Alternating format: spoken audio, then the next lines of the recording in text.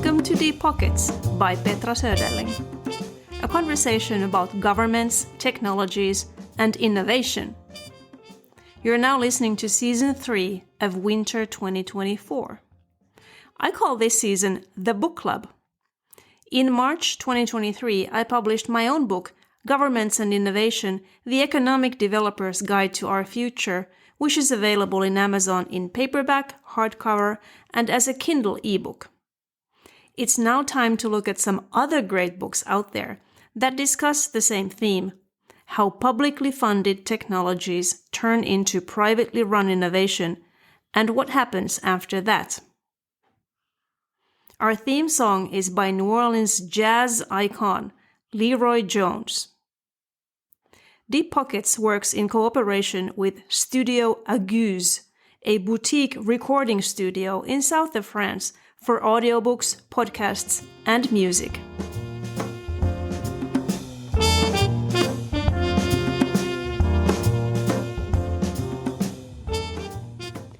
In the process of writing my book a couple of years ago, I had to find someone who knows the Canadian quantum industry, because Section 2 in the book is about example countries that have used innovation for economic growth. I had decided to use Canada and quantum as one of these 5 examples. The obvious go-to person was Brian Lenahan, founder and chair of the Quantum Strategy Institute. Not only is Brian a 3-time Amazon best-selling author, he is also LinkedIn's top voice on strategy and quantum.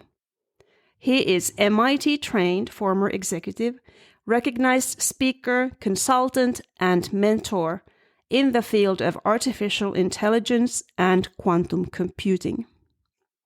Brian has authored 4 books on AI, including Artificial Intelligence, Foundations for Business Leaders and Consultants, and Deep Health, Using Artificial Intelligence to Live Longer and Healthier, which illustrates the power of AI in analyzing vast amounts of data about one person, you. Today, I've invited Brian to the studio to discuss his latest book, On the Shoulders of Giants, 10 Quantum Pioneers of the Past, that he wrote together with Kenna Hughes Castleberry. Welcome to Deep Pockets, Brian. Thank you, Petra. It's good to be here. Perfect. First, tell us a bit about your background. How did you become a nonfiction author in these deep tech fields, AI and quantum? Petra, I am very proud to say that I published my first book at the age of 56. I published my 7th book by the age of 60. Oh. So it has been a very, very busy last 4 years. And I have to tell you that I may not have a very typical background for deep tech authors or deep tech enthusiasts. I had spent the last 25 years before retiring as a banker. And you can imagine that's a big leap from financial services to artificial intelligence and quantum. And you would think so. But one of the things that I did during my banking career was really focused on the intersection of business and technology. I was always one of the people who would be a business owner of a project who really got involved with the technology teams to really understand what it took to get those projects in place, in scope, under budget, on time. And that really, really stoked my interest throughout the 25 years that I worked in banking. My last role as an executive in banking was in charge of financial crimes and fraud management.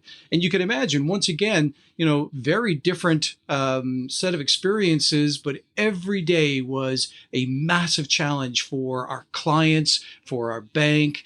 And I had the opportunity to lead teams across North America with contingents in India. And it was just so wonderfully challenging for me to take on that task. When I retired, I looked at what was happening in the world. I'll be honest with you, Petra. I spent 6 months sitting on the couch thinking about what to do next, as people who are retired do. And to me, I really looked at that intersection between business and technology. So, as much as I'm the chair of the Quantum Strategy Institute and I've written these books, my focus has always been the business side. How do you practically use these applications? And so the first thing I thought of was what's trending in technology. And this was back around 2016. And very much so, it was artificial intelligence. So I thought, where is this most predominant in North America? And at that time, it was MIT. So I took MIT's AI strategy program.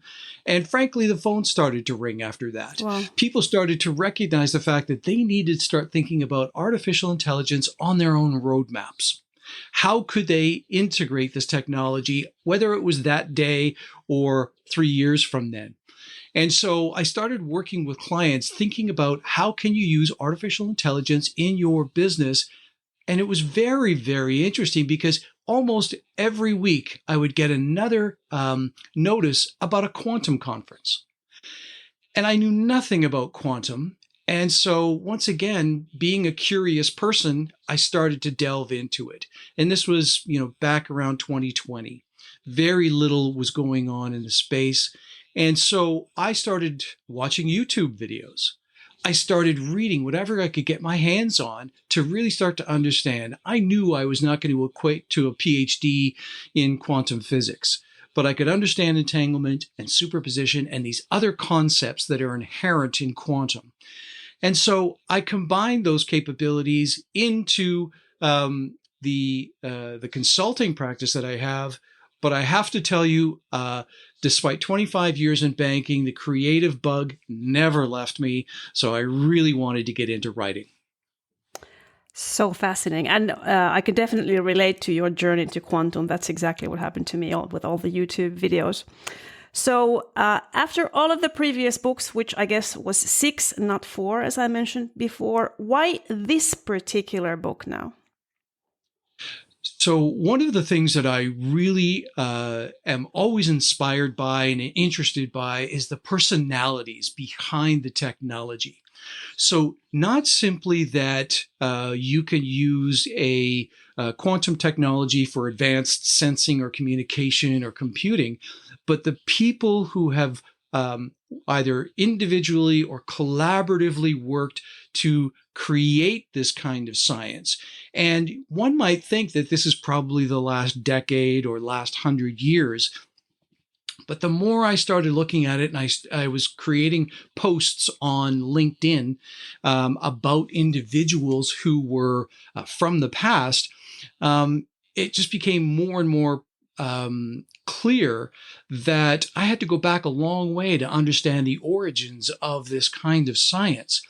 And so I went as far back as 800 BC, 800 AD, where lots was happening in the Middle East around mathematics, around science, astrology, astronomy, and these kind of ideas that germinated into what we are seeing today. And so for me, it was an opportunity to tell the story of people from the past, how the work that they were doing, whether it was in mathematics or was people like Claude Shannon, who were just tinkerers, and you came up with new machines, new ways of thinking about mathematics. All of it was so intriguing to me. And then I thought to myself, maybe there's a way to really get a level deeper, to really understand those individuals. But I knew I wasn't the person to do that. I believe this is the first book where you had a co-author. You always wrote alone in the past. So what led to this decision this time? And was it different to write with a co-author versus writing alone?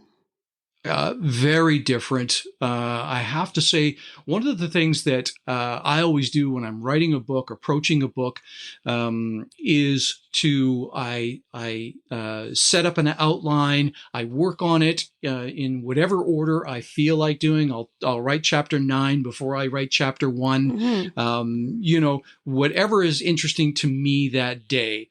And I love to just combine references and strategic messages and all these kinds of things, and I have complete control. I design my own book covers, I publish my own books, etc., just because I really enjoy that level of control. And it forces me to continuously learn how to do each aspect of the publishing process. But what I found with this was I had never written biographies. I'd never written, Oh, yeah. sort of the personal side of an individual. In Deep Health, I shared my personal story, but it was easy to write that. So what I thought was I would not be able to do justice to a book like this without having somebody who had that experience and had the same passion. Yeah, that makes total sense. And writing a book is it's a daunting task, even for people who've written many books before. You don't really do it unless you have some kind of a goal in mind. So with this book, what do you want this particular book to achieve? There are two big gaps in the field of quantum. You might think it is, certain types of technology. You might think it's budget. It might be all sorts of different reasons. But for me, there's two big gaps. One is consumer awareness. There's a lot going on in industry with vendors, with academics, with research, but there's very little sort of understanding of what quantum technologies could mean to business. So that is really where I devote most of my time. But I do get the opportunity to look at the enthusiasts, the people who are coming along, whether it's in high school or some later level, where they just need a little bit of inspiration. Somebody who might be saying, I'm not a science major. Can I get involved in this field? How many different areas are there in quantum industry that I can actually think about? And from my perspective, a perfect example is the organization Girls in Quantum. They have thousands of people as part of their membership. They encourage them. They're mostly high school students, all women, and they are very inspirational to me. And I'm constantly trying to support a group like that throughout the industry. So really what it inspired me, and what I would hope to bring towards, new aspiring nonfiction authors, is to find your passion, something that you swing your legs out of bed in the morning and you're really looking forward to writing something about, because that really will continue to encourage you to finish whatever project you have. So those are kind of the elements for me. Yeah, absolutely. Oh, that's so fascinating. I love it. I love Girls in Quantum. And you kind of answered my next question, my last question already. And I was going to say that, yes, I agree what you just said, and I can see it on social media. I follow you on LinkedIn and elsewhere. So your book is already making these waves in the readership. But I was still going to ask the last question. Do you have any additional encouraging words for the young aspiring nonfiction authors or just tech professionals at the beginning of their careers, maybe after high school? Well, what I would like to make sure I mention, what I alluded to earlier, and you mentioned off the top in your introduction, is my co-author, Kenna Castleberry Hughes. She was instrumental in making this book happen. And here's what I would say to you is that if you're thinking of writing a book and you're taking on this monumental task, there are so many elements to get done successfully that what you want to do is think about the areas where you have strengths and the areas where you need support or you need help. And from my perspective, I'd already written 6 books. And so I wasn't looking for, yet another book. What I wanted to do was have a really good product. And so when I scanned the sort of ecosystem around quantum, I was looking for somebody who not only understood the technology, but somebody who had a passion, a clear passion for developing personal stories. And over and over and over again, I kept coming back to Kenna. And she has been prolific in her writing in the last number of years. She's a young person, certainly young compared to me. But she has been very prolific in the work that she has done. In fact, today she is managing editor of one of the major publications in quantum, Inside Quantum Technology. And when Ken and I talked about the division of the work, where it kept coming back to was, I came up with a concept, I can provide the publishing platform, but really it was about Kenna, telling the story of each individual and doing it in a way that was actually consistent so that the reader could kind of feel the same way, feel the same sort of emotional writing. And it wasn't just simply a chapter from Brian and a chapter from Kenna. So she did just a phenomenal job as it related to bringing out these individuals. Now, when you think about the second part of your question, which was really about inspiring nonfiction authors, one of the things that I focused on from the very beginning was why. Why am I doing this? In my industry, writing a book is not necessarily about, mass appeal, because the quantum industry is very niche. It's a very small market. Certainly it was a very small market 3 years ago. What I was trying to do was to get out into the business community, IT leaders, CTOs, CIOs, consultants, and get them to start thinking about this technology in a very different way. What I also wanted to do was have a level of control over the process that would work with my own timing. I knew I was always very successful at completing projects on time, on budget, so that wasn't a concern. It was more about making sure it was a good product. And so I was very passionate about the message I was getting out to my audience. And so that drove me every day. Publishing 7 books in 4 years is not a simple thing to do. Wow. You've written Government and Innovation. You know what the process is like.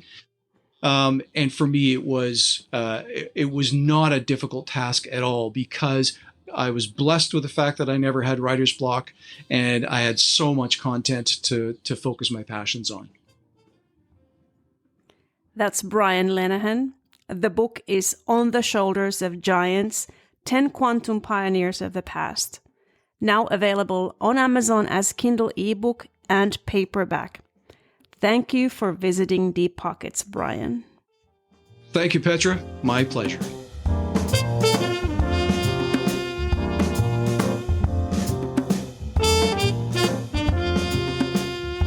You've listened to Deep Pockets by Petra Söderling. To subscribe for more content like this, go to petrasöderling.com.